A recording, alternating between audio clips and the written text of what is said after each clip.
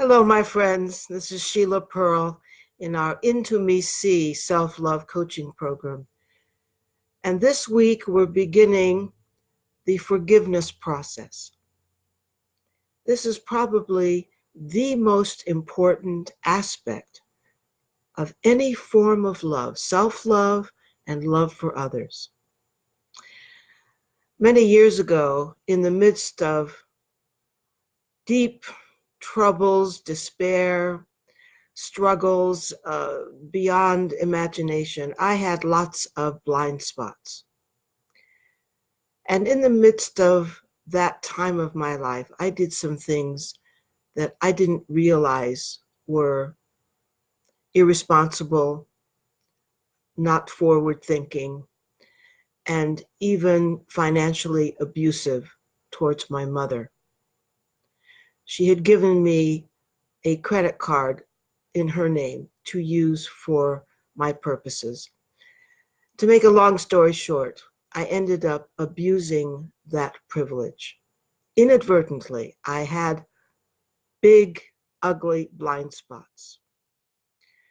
As a result of the mess that I made with my financial situation that was now linked with my mother's situation, I created a big mess.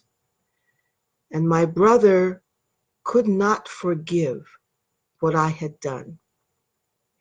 When I went to my mother to confess to her what I had done, and I told her I was doing the best I could to clean it up, but I made a big mess. My mother said, "Honey, there's nothing to forgive. You're doing the best you can. It's only money." But my brother had a different view. And he was my mother's protector. And he just socked it to me. He called me every name in the book. And when my mother passed, he said to me, I never want to see your face or hear your voice again. And for 7 years, we were totally disconnected until we both went through a forgiveness process fostered by my stepbrother. And we had a reunion, and it was a beautiful reunion. And the reunion was beautiful because we had come out the other side of a very important, loving forgiveness process of understanding that we all make mistakes. And if my brother could appreciate and forgive himself for mistakes he had made, he could more easily appreciate and forgive me for the mistakes I made, and vice versa. And that's what began to happen. So in this forgiveness process, we're going to gently begin by simply applying the 3 R's. The 3 R's are: review it. Look at all of the circumstances, all of the situations, all of the people, all of the life happenings that have occurred in your life. To look at it again, to review it, to see it again, to remind yourself of these many things that may have happened throughout your life that have been a source of hurt, anger, disappointment, where you felt betrayed, where you felt that someone you looked up to had become a fallen angel, so you were deeply disappointed. And all the ways that you have looked at yourself over the years and judged yourself and felt upset with yourself and had difficulty forgiving yourself for the things that you've done or haven't done, or said or haven't said, for the choices that you made, for the choices you didn't make. And to start making a list of those people, places, and times in your life so that you can review all of the circumstances that come to you that have been sources of pain, hurt, disappointment, sadness, loss, so that you can review that part of your life. Write them down in a notebook. They won't occur to you all at once. Take your time. So go to your notebook where you write your notes to yourself, or go to your journal and begin to write a list. You may write 5 today, you might write 3 tomorrow, maybe you'll think of 2 more the next day. Keep adding to the list. And no matter how trite or traumatic, write them down. Sometimes it's those little niggly things that get in the way, and yet you can't let it go. So be sure you write it down. And this is the list that you're going to be reviewing so that you can remember. Then once you've finished your list, you're going to reframe it. And to reframe all of this is to remember that there's a bigger picture. Life's always happening for us, not to us. And in this process, in this program of self-love, the whole idea of IntoMeSee is to remind ourselves that everything that happens in life is for us, that we're not victims. And if you see yourself as a victim, this is a big problem for you and everyone around you. So to really subscribe to the idea, try it on like a comfortable coat or cloak. The whole idea that everything in life is happening for you, even though it sucks, even though it hurts, even though it's disappointing. And so in that reframing, you will begin to understand that whatever happened, it may appear to be personal, but it's not. To remind yourself that what other people are doing or saying or how they've treated us, it's not personal. It may feel like it, but it's not. It's because of them. It might be partly because of the combination. So we have to be willing to look at the situation and to listen to the feedback and wonder, what is it in this combination that is in some form or other a lesson or a blessing for me? We all have circumstances. We experience people in our lives who have caused us problems and pain, but it's not about us. It is about those people and those situations, and we're just moving through life, encountering contrast to something new that can be born in us. If we see that everything that happens, like my big mess that I created with the gift my mother had given me of using her credit card, and I inadvertently, with my blind spots, abused it.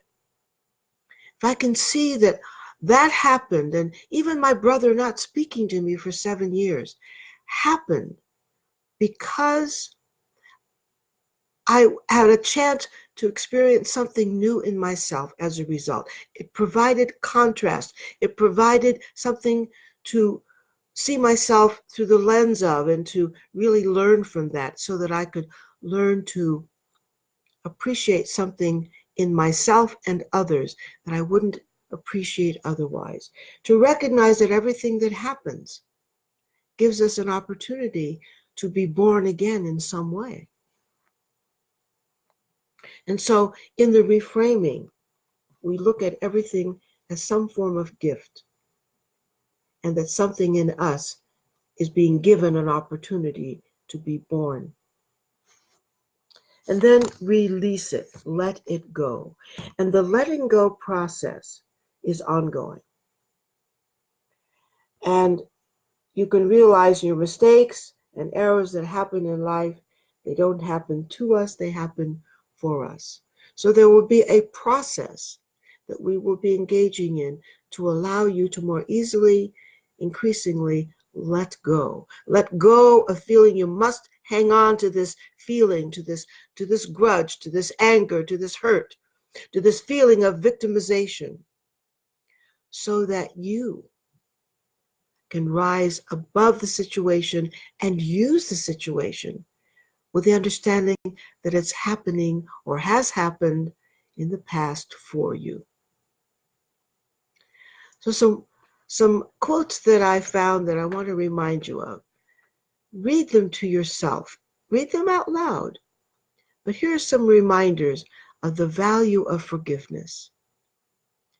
There is no love without forgiveness, and there is no forgiveness without love. So in order for my brother to forgive me, he had to dig deep. He had to let go of certain feelings and beliefs and judgments that he was holding on to so that he could let me back in his life, so that he could literally forgive me. With the situations in my own life where I've had to forgive myself,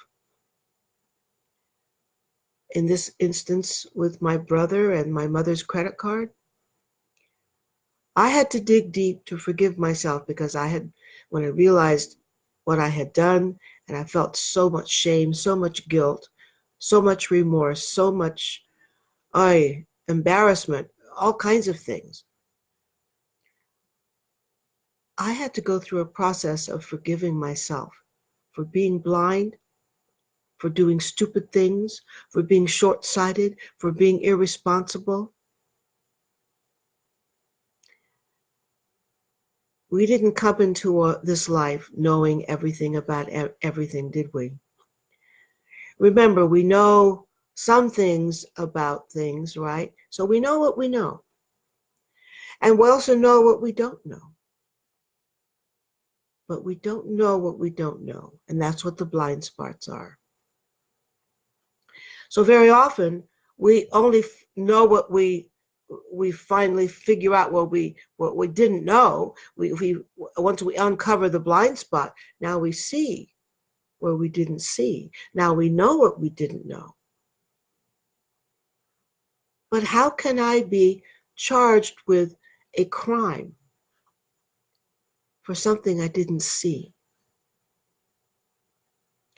So we don't know what we don't know. And so without forgiveness, there can be no love. And with forgiveness, there is love. So here's another. The heart of a mother is a deep abyss at the bottom of which you will always find forgiveness. At the heart of a mother is a deep abyss at the bottom of which you will always find forgiveness. That's a great visual. The visual of a mother's heart being this bottomless pit of love. An abyss is this deep, dark cavern, sometimes of mysterious darkness, but also mysterious possibilities. And so every mother, well, there are exceptions. Unfortunately, I've known of some. But in the heart of a mother, a real mother, is that deep abyss at the bottom of which you will always find forgiveness. Because the mother's heart always has room for love. At the heart of a mother, she may be angry with her children, she may scream and shout at them, she may punish them, she may even banish them. But at the end of the day, there's always forgiveness, because that's what the mother's heart is about. Marianne Williamson says, forgiveness is not always easy. At times it feels more painful than the wound we suffered to forgive the one that inflicted it. And yet there is no peace without forgiveness. I can think of many people in my life who've hurt me, who have insulted me, who have betrayed me, who have caused me great injury in many ways. And there are times it's hard to even gather the courage to think about forgiveness of some of these people who have done things that on the face of it just seem so blatantly cruel. And if I would dare to even think of forgiving them, the thought that comes into my mind is that somehow makes it okay. But you see, forgiveness is not about judgment. It's about rising above judgment. It's not about judging what the other person did or didn't do. It's not about forgiving their action. It's about forgiving the human being who knew not what they did, who did whatever they did, perhaps in their own blind spot. But the value of forgiving the other person is to understand that we're all perfectly imperfect. There's no such thing as a perfect person. We're all perfectly imperfect. We all fall in different ways. We all learn about life and ourselves in different ways. And my brother forgiving me didn't mean that what I did was okay. It meant that he loved me in the midst of, despite of, maybe because of recognizing that I'm flawed, that I had become his fallen angel, because there had been a time that he really believed I could do no wrong. Well, guess what? I did. I did wrong. But his forgiving me was a way of saying, I love you, sis. I love you for everything that you are. I love you for feeling ashamed, for feeling remorse, for feeling guilt. We can't change what you did. I did try to make restitution, by the way. Paid a lot of money. So forgiveness is very important for the one who forgives and for the one who is forgiven. Forgive yourself for your faults and your mistakes and move on. That's my teacher and mentor, Les Brown, wonderful speaker and motivational teacher. Again, he says, forgive yourself for your faults and your mistakes and move on. Forgive yourself for being perfectly imperfect. Forgive yourself for not coming into this life knowing everything there is to know. Forgive yourself for having the blind spots that you have. Forgive yourself for not seeing what's right in front of your face and everyone else can see it, but you just couldn't. Forgive yourself. Be kind to yourself. Love yourself. You're doing the best you can. And if, by the way, you're thinking to yourself, no, I'm not doing the best I can, that's an awareness that's worth acknowledging. That's another conversation. Maya Angelou says, it's one of the greatest gifts you can give yourself to forgive. Forgive everybody. What's the point of harboring and carrying around and lugging around the heaviness of judgment? Because when we refuse to forgive, we're carrying judgment. So what's the point? What's the point of lugging that around? I know, I said it before, I'll say it again. Sometimes we think, we have this illusion that if I forgive this one or that one, or even if I forgive myself, it makes what they did or what I did okay. And that's not true.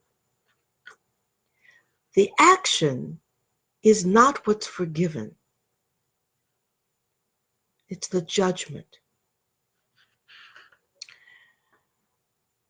So this week, I want you to begin this very important opening up of your heart. The very important process that begins with just opening the doorway, just opening the pathway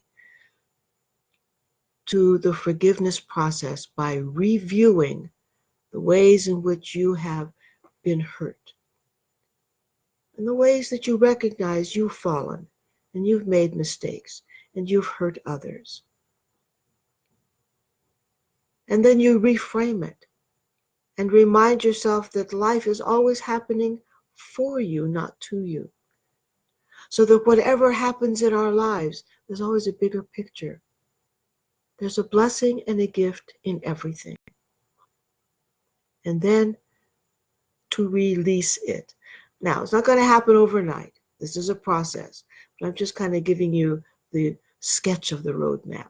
So I've uploaded a document for you, a worksheet for you to do the opening process of the 3 R's. Make this a loving, forgiving week for yourself and others. I send you my blessings, my love, and a big kiss.